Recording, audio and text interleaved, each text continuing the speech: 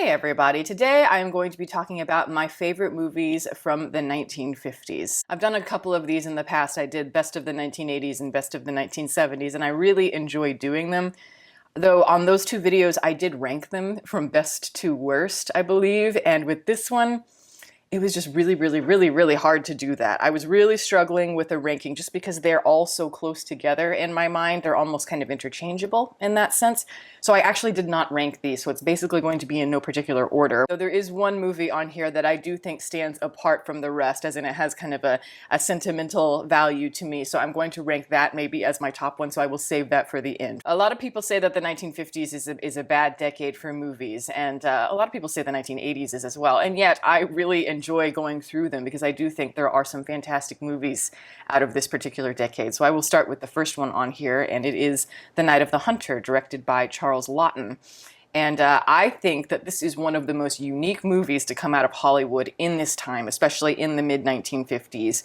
And it came from a very unlikely source, Charles Laughton. You know, he was a great thespian, a very well-known actor in Hollywood. And it was very much a kind of a miraculous thing, one and done. This is the only movie that he ever directed. And so, you know, that's quite sad, but at the same time, this is a truly great film that slowly kind of developed a cult status. And I think now, at this point, it's maybe just considered a bona fide classic. But I think with Laughton, the reason why he really is so great at adapting this particular work is because he understands that it needs to remain kind of in the mind of the child rather than from the adult's perspective. He did describe the source material as kind of a nightmarish Mother Goose story, and I think that is a perfect description of it, and it gives me a great sense of his vision for it. One of the great allures of the film for me is all of the different genre staples that it is pulling from, all kinds of different cinematic staples from the past, particularly in the silent era. It gives everything a very strange, dreamy quality, but also a very exaggerated quality as well, because especially with silent era movies, you know, there's the style of acting is very different than it later became. And so visually you're seeing like a lot of angular German expressionism, and then you're also seeing a lot of film noir elements, but you're also seeing, like I said, almost like fairy tale fantastical elements. It's over the top because, again, we're seeing everything from the mind of a child. And when you were a child, you'd look up at the adults. They all seemed, you know, probably much bigger than they actually are, and the way they talked and everything probably seemed very exaggerated, cartoon-like to you. I do find it very interesting that the movie, you know, is about such innocent characters, innocent people, young people, and yet the subject matter that we're dealing with is very heavy. It is very adult. And that makes the film all the more heartbreaking for me because obviously these innocent children are being exposed to very tragic aspects of the world. It's also almost like experiencing how a child is able to process trauma, because there is a lot of trauma that's happening to these characters in the film, and yet at the same time there is a weird beauty to all of the elements that we're seeing, so it's very complicated. And that's the sort of thing I feel like you can thread through the movie, because there is, believe it or not, some hope to it, even though it is very gothic and dark, like I said. But I think it is worth any cinephile's time just because there's so much going on in it visually, and tonally it's very unique, and there's something very simple about it, very straightforward about it, but at the same time it's very slippery and hard to put your finger on. Next on my list is Sunset Boulevard, and this is directed by Billy Wilder.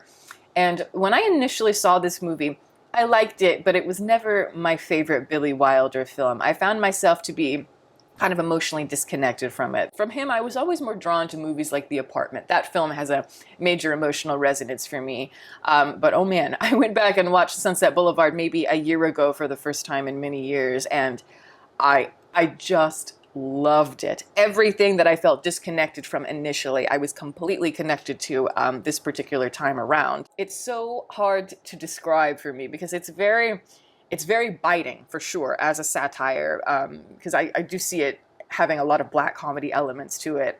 It's also very prickly and very snaky in the way that, you know, like, I don't know, something about the mood of it. And it's also heavy too. And in the right moments, it can be very devastating and very vulnerable, very raw. It's, as they say, it's a movie. Like, this is one of those movies you're like, now that is a movie. It's amazing how well Wilder is able to balance all of these different elements when it comes to like the more like Shakespearean tragedy aspect to it, more the noir. There's a lot of meta elements obviously going on at the same time, but it also has a lot of horror gothic elements too. And the angle of exploring kind of the old Hollywood silent era Hollywood ghosts from the past, but through the modern world, at least modern for the time in the 1950s, and how many of those emotional pains kind of still exist, echo through those people, and what it means ultimately for time to slip through your fingers and all you have is yourself.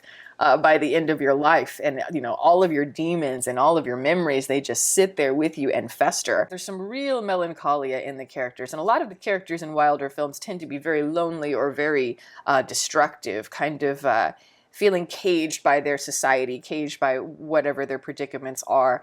But he's always able to kind of stay light. He's always able to keep a sense of humor about it. And it's also, especially with this movie, there's a quirky sense of presentation to it. When you think of Sunset Boulevard, it's easy to kind of look at it as just like this classic that feels more like a homework assignment. It feels, like people might consider it to be very lofty, maybe because of all of the acclaim that it's gotten. But I really, going back and watching it and kind of removing my biases in that way, I don't think that's true. I think if you can get beyond kind of how it is viewed in the collective as this like great piece of historical artwork or whatever, you'll be surprised at how emotional it is, how personal it is, and but it's also very intent at the same time. It's like it's a grand statement, but it's also very vulnerable. And so, those two elements I think are really hard to match. And nobody marries those two things together like Billy Wilder does, in my view.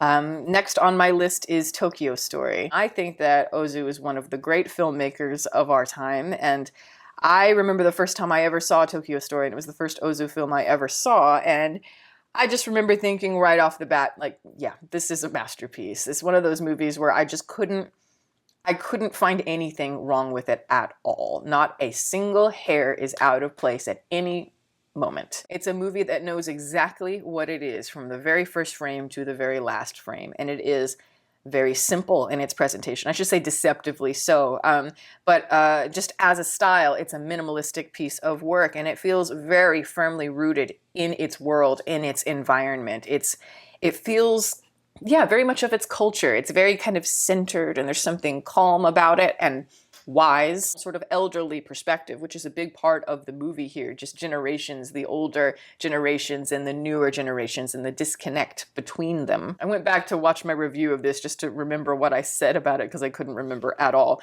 And I thought it was kind of funny when I said that the movie reminds me of like tea, like green tea or like hibiscus tea or something like that. And I totally agree with my past self. It just feels right. There's something about it that feels earthy and spiritual and nurturing. And the emotional weight of the film, I did describe it in my review as the movie feels almost like a bed sheet that is warm and it's slowly getting colder after somebody has left it. And I also think that's a really good image that helps me understand just the aching power and isolation. So much of this movie is dealing more with the idea of memory or the aftermath of certain things. We're not really experiencing the action itself. It is more the loneliness that is followed by the immediacy. And I think that this movie really knows, again, when to explore that. Especially, it really knows when to employ a close-up, because they tend to be kind of rare. But when it happens, we know that that character really deserves our full attention, because oftentimes the camera is very distant from its subject. It's often kind of ground level and maybe like down a hallway from the conversation that is happening. So everything does feel kind of big compared to, the actual conversations going on. And yes, the compositions in this movie I think are really incredible. Talk about saying a lot with very little. It's the flatness of the compositions that I really like. It's very kind of wide, very simple, minimal spaces that we're seeing, but often contrasted with all of these angular lines that are cutting through it. Then there, it's technology, it's telephone lines, telephone poles. It's like that sign of progression of time. And there's something painful about that, just like these telephone poles just slicing through this kind of serene world. And yet the quiet approach to it still lingers within me. There's something still that is quite poetic and beautiful about a lot of those images. I know that certain people may accuse this movie of being maybe too quiet, too boring or whatever, and that's cool. I get that, it's not for everybody, but it is for me. I really like these kinds of movies, and I think, if what I'm describing sounds like it's up your alley, it probably is. There is strength coming from underneath it. That is where the spark is, but there's absolutely a spark to it. So yes, I highly recommend it. Just be warned, it's a movie that will likely break your heart. Next on my list is In a Lonely Place, and this is directed by Nicholas Ray. This film, for whatever reason, it's severely underrated. I think it might be the most underrated movie on this list. but it really did not catch on with a lot of cinephiles until much later in time. And I feel like even now, it's not getting the attention that it deserves. We can thank, like Criterion as an example for bringing it back into circulation in ways, but I feel like it needs to be talked about a lot more, because this is truly, I think, one of the great Hollywood movies, but certainly one of the great Hollywood movies of the 50s. I think it sums up so much about that culture, what it's about, and it reminds me actually in a lot of ways of movies like Vertigo, and it also reminds me of movies like Sunset Boulevard. Vertigo just more in the kind of meta deconstruction of certain aspects of men and certain aspects of women, and then certain aspects of cinema and the romanticism of it for sure. But this movie is doing it in a much different way than a movie like Vertigo. It's a lot more subtle. I see Vertigo much more as like fantastical, like this phantasmagoria sort of operatic situation going on there. And this movie, In a Lonely Place, I think it's deceiving you, just like because it is so quiet. It is so different so far as what you think you're getting initially. And I think that's the best part about it. It's a very noir type of opening. We're starting with a big murder, and it's like a mystery whodunit. And our primary suspect is our protagonist here, who is played by Humphrey Bogart. And I think Bogart gives maybe the best performance here he ever has, at least for me. Or I should say it's the role that I think comes the most naturally to him. I think it reflects Bogart's persona the best in a darker, more edgy way. When you think of great Bogart performances, yes, you could say Treasure of Sierra Madre. Yes, you could say African Queen or something like that. But no, I feel like this one is a real exercise in cinematic acting, especially movie star type of acting, persona acting, the exercise of subtlety. This is a really unlikable character, a very dark character. And you feel that on his face. There's just this withered sadness about him, the way that he carries all of this inner turmoil from his life. And we have no idea what's gone on in his life, but we can certainly speculate. He's just so naturalistic. It's a very invisible type of technique. And he's never, ever, ever fishing for any sort of sentiment from the camera. And that's really important to me. Again, it's a sign of a very experienced movie star. And I think it's the perfect way to showcase a movie star of this magnitude by putting him in a role like this that really tests him, again, that has a lot of edge to it, paints him in maybe an ugly light, a dangerous life, a lot like James Stewart in Vertigo. And though this movie begins a certain way, it becomes a really heartbreaking story, a very revealing portrait of a person who just has so many issues in their lives, so many complexities, so many hang-ups, and I think a lot of struggles maybe with his own masculinity, a lot of anger and pain that makes it impossible for him to be able to operate, I think, normally, be able to open his heart, be able to soften in the ways that I think he needs to in order to save himself. And even when that thing is there that could save him, could potentially be his way out, or at least his beginning steps to getting better, it's like he can't do it. He can't make that acceptance. He cannot make that leap. And that is just the sad nature of human beings. Gloria Grahame is in this film, and she is an actress that I love from this era. I think she's just wonderful and deeply underrated for whatever reason. She just has this wonderful smirk and these dimples that just really shine to me, but there's a strange contrast to the rest of her face. There's something cute about that, but her eyes and all that, there's a sadness to her, and something that feels mature, maybe beyond her years. She almost seems a bit older than she actually is, but I don't mean that in an insulting way. It's in a very compelling sort of way.